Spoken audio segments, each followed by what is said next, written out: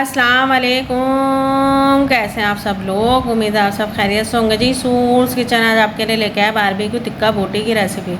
Barbecue tikka बोटी बनाएंगे, चटपटी मज़ेदार सी, इंशाल्लाह अच्छी बनेगी। इसे आप बारबेक्यू कर सकते हैं, कोयलों पे रख के आराम से पार्टी करें, एंजॉय करें। चले जी स्टार्ट करते हैं इसको बनाने का प्रोसेस। बारबेक्यू टिक्का बोटी जो बना रहे हैं जी, उसके लिए 2 किलो मैंने बीफ की बोटियाँ ले ली हैं, इन्हें क्यूब्स में काट लिया है। 2 टेबल स्पून भर के इसमें कच्चे पपीते का पेस्ट जाएगा, 1 लेमन का जूस जाएगा, 1 टेबल स्पून भर के अदरक लहसुन का पेस्ट जाएगा। अदरक लहसुन का पेस्ट, कच्चे पपीते का पेस्ट, लेमन जूस, सबको अच्छी तरह मिला देंगे। सबको एक जान करके इसको आधे घंटे का रेस्ट देंगे, फिर इसमें मसाले लगाएंगे।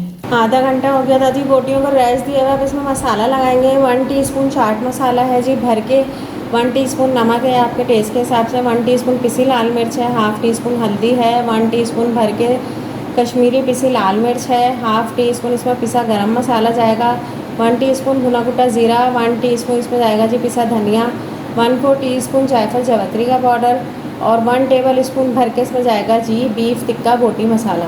2 से 3 टेबल स्पून ऑयल जाएगा और 2 से 3 टेबल स्पून दही जाएगी। सारे स्पाइसेस, दही, ऑयल सबको अच्छी तरह मिला के एक जान कर लेंगे। इसको ओवरनाइट का रेस्ट देंगे तो ज़्यादा बेस्ट है। कम से कम इसे 2 घंटे, ज़्यादा से ज़्यादा 4 घंटे का रेस्ट दें। अब हम इसे रेस्ट का टाइम देंगे। मैरिनेशन को टाइम हो गया था जी, अब हम इसे कोयले का स्मोक देंगे।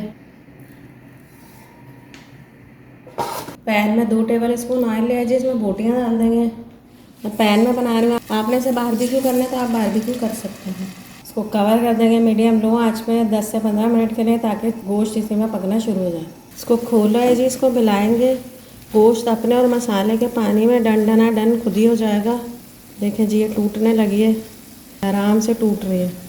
इसी तरह इसको अच्छी तरह मसाले के साथ पका के मैं डिश आउट करके आपको दिखाती हूँ। अल्हम्दुलिल्लाह जी बारबेक्यू टिक्का बोटी मज़ेदार सी चटपटी सी रेडी है। आप लोग ज़रूर बनाइएगा, अपना फीडबैक दीजिएगा, दुआओं में याद रखिएगा। अल्लाह हाफ़िज़।